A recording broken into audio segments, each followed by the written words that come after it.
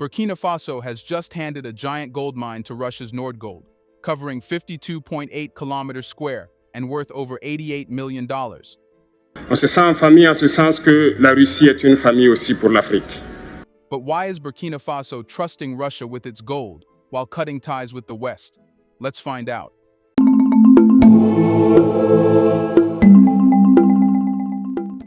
When Burkina Faso granted a sweeping new gold mining license to Russia's Nordgold, the world barely blinked. Yet beneath the quiet headlines, something profound was unfolding. A reconfiguration of power, loyalty, and survival not just for a country, but for an entire region gasping for independence from old masters. Gold has long whispered secrets in the halls of Burkina Faso's history. Once known primarily for its cotton fields, the country has, over the past 2 decades, transformed into one of West Africa's glittering gold capitals. Buried beneath the dry Sahelian soil lies treasure that fuels not just national budgets, but dreams of autonomy. Around 70 tons of gold now flow from Burkina Faso's mines every year, a volume powerful enough to reshape the fate of a nation if properly harnessed, or to keep it shackled if stolen through foreign manipulation. And so the news that a vast 52.8 square kilometer site, known as the Niu Gold Project, had been handed over to a Russian firm struck a nerve that few dared to publicly touch. Officially, the deal looks straightforward. Nordgold is expected to extract more than 20.2 tons of gold over an 8-year window, promising 51 billion CFA francs, around $88.7 million to the government, and an extra 7 billion francs, approximately $12.2 million to Burkina Faso's Mining Development Fund. A project creating 204 jobs, injecting liquidity into an economy still limping from sanctions and isolation. But real power is rarely about numbers on a page. In truth, the Nordgold deal marked a silent but irreversible shift away from a century of Western financial dominance and towards a new model where the spoils of Africa might finally be negotiated on terms set by Africans themselves, or at least by allies willing to defy Western monopoly. It is not just about gold, it is about who Burkina Faso now trusts with its destiny. For decades, French companies like Areva and Canadian outfits like Semafo ran much of the region's mining network, repatriating profits while leaving behind little more than environmental scars and broken promises of development.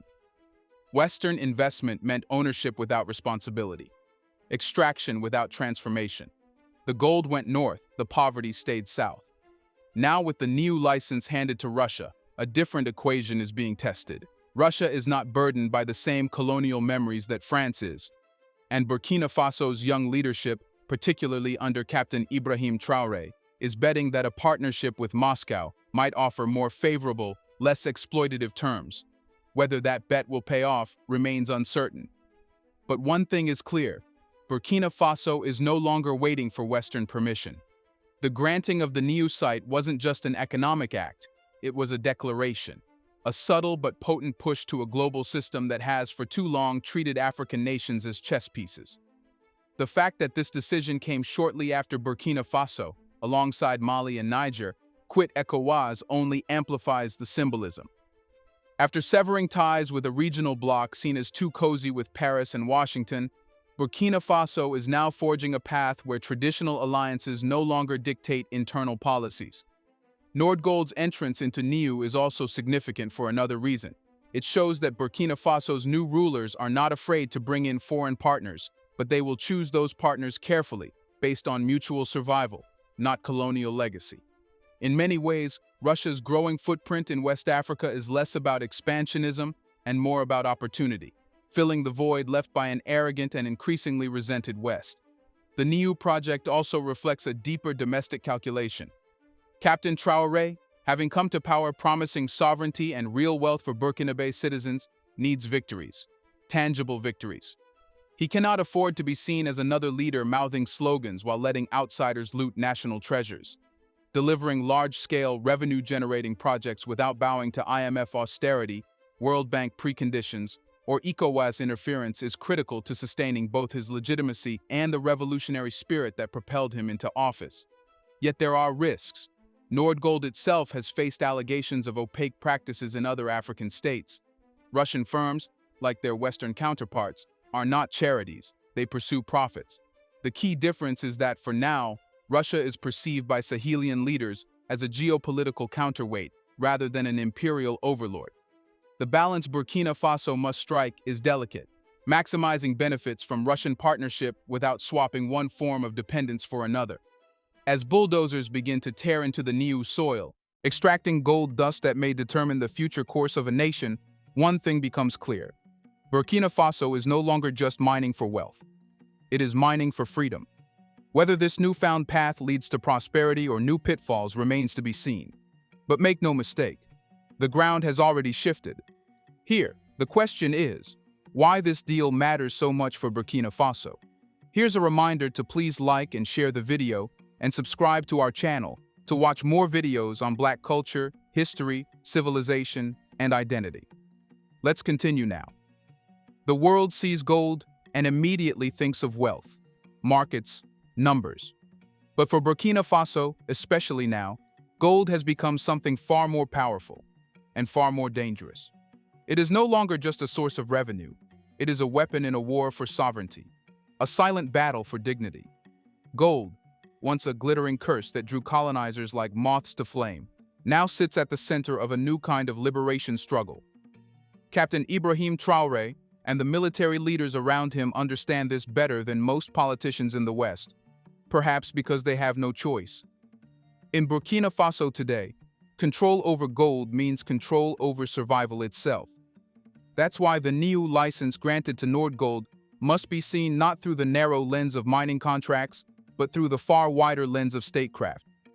Burkina Faso is not simply selling minerals, it is trying to buy back its future. It's important to understand that Burkina Faso is fighting multiple wars at once, and only one of them involves bullets. Since 2015, the country has been under siege from insurgencies, with vast rural areas slipping out of government control. In many villages, gold mining, artisanal, dangerous, often illegal, became the only source of income for desperate communities abandoned by both the state and international donors. Insurgent groups understood the value of gold almost instinctively. They attacked mines, seized smuggling routes, and extorted local miners to fund their operations. In some regions, the fight for gold is more vicious than the fight for ideology. Whoever controls the gold controls power, weapons, recruitment. For the new leadership in Ouagadougou, this reality changed everything. Gold was no longer just about boosting GDP or paying civil servant salaries. It became the bloodline that could either strengthen a fragile state or fatally bleed it dry.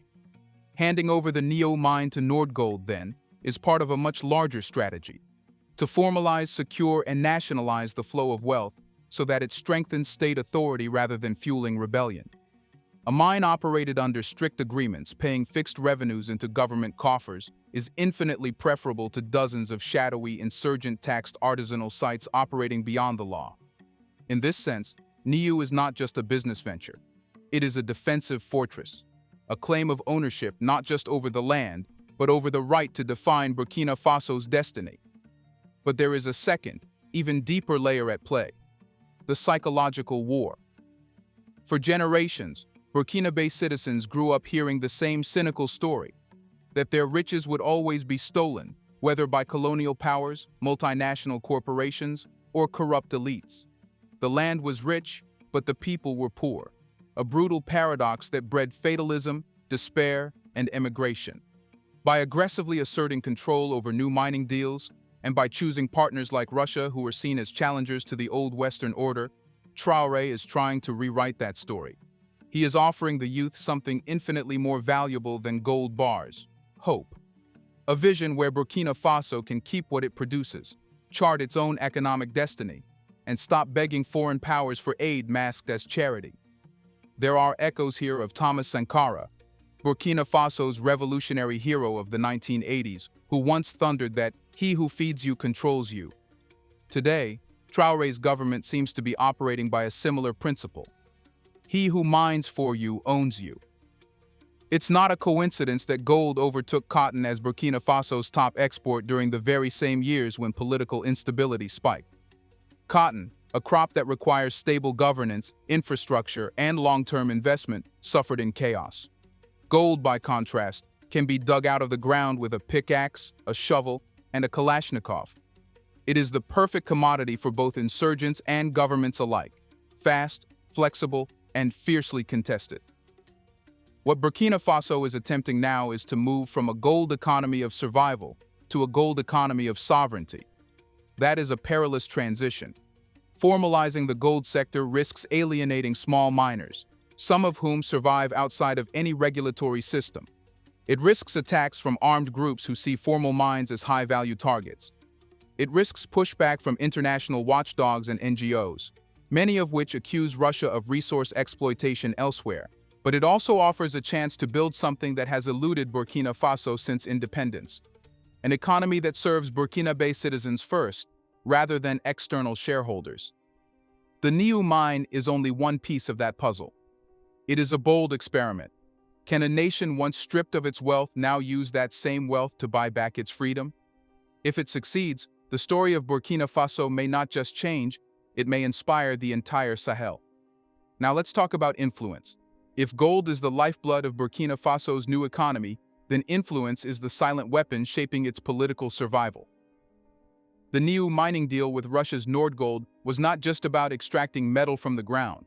It was about shifting the entire center of gravity in the Sahel's geopolitical war zone. In the modern world, contracts speak louder than speeches, and the ink on Burkina Faso's mining licenses is now beginning to redraw alliances in ways that even bullets cannot. For decades, France was the unchallenged power broker across West Africa. Its security agreements, currency controls via the CFA franc, and network of elites ensured that Paris's shadow fell over every major economic and political decision made in the region. When Burkina Faso's earlier government sought military aid against insurgents or financial help for infrastructure, they turned to France, the World Bank, or ECOWAS-backed institutions. Aid came, but with strings tied so tightly that sovereignty was little more than an illusion. That era is dying. By offering Nordgold a major stake in one of its richest unexploited mining zones, Burkina Faso has made it clear. It is no longer operating under the unwritten rulebook designed in Paris or Brussels. It is drafting a new code, one where Russia, not France, stands at its side, at least for now. And Moscow understands the stakes perfectly. Russia's strategy in Africa is not based on building vast colonial administrations or sprawling foreign bases. It is based on something far simpler and, in many ways, far more durable: loyalty earned through survival.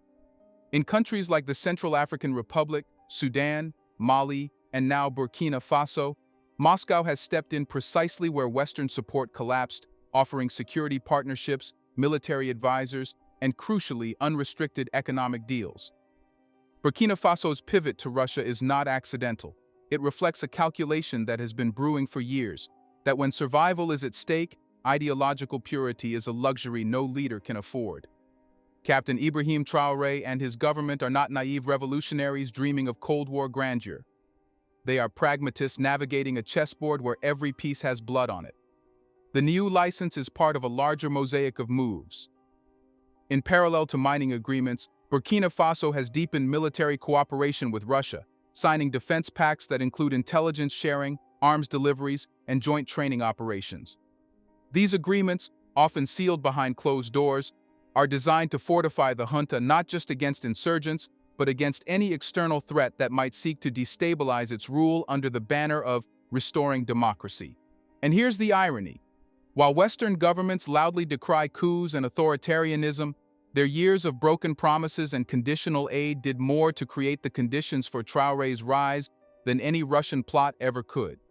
In the dusty towns and battered cities of Burkina Faso, people do not ask whether Moscow's presence upholds liberal values. They ask a simpler, harsher question: who is willing to stand by us when the guns are pointed at our homes? France left. ECOWAS failed. Russia arrived. The new gold deals, Nordgold at Niu, and earlier, Nordgold at Yimugu, are the economic cement that binds this emerging political alliance. They ensure that Russia's stake in Burkina Faso is not just ideological, but material. The profits from gold mining tie Moscow's interest directly to the survival of the Burkinabe state, and vice versa. In a world where alliances based on ideology crumble with every election cycle, alliances based on shared survival are harder to break. Critics argue that Burkina Faso may simply be trading one foreign master for another. But on the ground, the perception is different. Many Burkinabés see the Russian partnership not as a submission, but as a correction, a realignment that places Ouagadougou in a position to negotiate rather than beg. Of course, such a gamble is not without risks. Russia, like any major power, pursues its interests first. If Moscow's attention wanes, or if internal challenges in Russia divert resources away from Africa, Burkina Faso could find itself exposed once again. Moreover, dependency on a single partner, even a more sympathetic one, carries its vulnerabilities. But for now, the strategy is clear. Burkina Faso is fortifying its house with Russian brick and Burkinabe mortar. Gold flows, guns are loaded, and new maps are being drawn, not with treaties, but with contracts and cargo planes. And the question that haunts every Western capital from Paris to Washington is simple. What if it works? What if, despite sanctions, isolation, and dire predictions, Burkina Faso, Mali, and Niger succeed in building a new bloc, fueled by their resources, defended by non-Western partners, and immune to the old puppeteer strings of the global order? In that case, the new gold mine would not just be a site of extraction, it would be the spark that lit a revolution far larger than any battlefield victory, a revolution not of ideology, but of independence. So, the real story of Burkina Faso's Nordgold deal doesn't end at the Niu mine. It doesn't even end at the Russian defense treaties or the exit from ECOWAS. Those are just opening moves. The true stakes are bigger, much bigger. Captain Ibrahim Traoré's government isn't merely trying to survive the next year. They are quietly testing whether an entirely new model for Africa is possible. It's a dangerous, breathtaking gamble, and everyone is watching. At its core, Burkina Faso is betting that sovereignty can be rebuilt, not through slogans or endless appeals to global sympathy, but by controlling the most brutal forces that govern the modern world: money, security, and resources. Traoré is wagering that if his country can command its gold, defend its soil without foreign bases, and negotiate partnerships on equal footing, then true independence. The dream so many African countries proclaimed at the waving of flags in the 1960s but never truly achieved, might finally be within reach. But building this model is like crossing a battlefield blindfolded. Every move brings danger. First, there is the economic challenge. Burkina Faso's reliance on gold is a blessing and a curse. Gold provides fast revenue, but it is a volatile resource. A collapse in global prices could devastate government budgets overnight. More dangerously, an economy rooted too heavily in one commodity is fragile, vulnerable to manipulation by external forces, whether Western sanctions or Russian overreach. To truly make gold a tool of freedom rather than a chain of dependency, Burkina Faso would have to invest aggressively in diversification, agriculture, manufacturing, and energy. That transition will not be easy, and enemies both inside and outside the country would love to see it fail. Second, there is the security reality. Striking deals with Russia might bring arms, training, and intelligence now, but Burkina Faso is still bleeding under insurgent attacks in its countryside. Winning battles on the mining front doesn't automatically reclaim lost villages or restore faith among terrified populations. A gold mine protected by mercenaries is not a substitute for state legitimacy. If the government cannot extend real services, schools, clinics, jobs, beyond the cities into the war-torn peripheries, no amount of mining revenue will save it in the long run. Third, there is the regional blowback. Burkina Faso's withdrawal from ECOWAS, alongside Mali and Niger, set off alarm bells across Africa. Some countries sympathize quietly, seeing in the alliance of Sahel states a possible future of self-rule. Others, especially coastal states still deeply tied to Western systems, see it as a dangerous contagion. If Traoré's model succeeds, it could inspire similar uprisings elsewhere, shattering the fragile balance of African geopolitics. If it fails, it would be used as proof that Africans still need Western oversight, reinforcing the very chains Burkina Faso is trying to break.